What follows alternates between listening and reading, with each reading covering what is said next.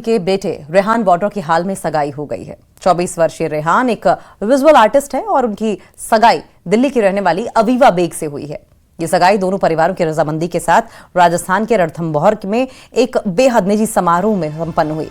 कार्यक्रम को पूरी तरीके से प्राइवेट रखा गया था, पूरी तरीके से निजी रखा गया। बताया गया कि आने वाले समय में शादी से जुड़ी तारीख भी तय की जाएगी। हालांकि इस पूरे मामले पर परिवार की तरफ से कोई ऑफिशियल अभी तक स्टेटमेंट नहीं दी गई है।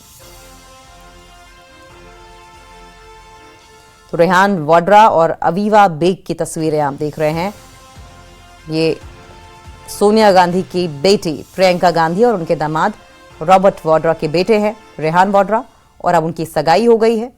बहुत ही एक निजी कार्यक्रम में, बहुत ही प्राइवेट सेरेमनी में ये सगाई रखी गई थी। और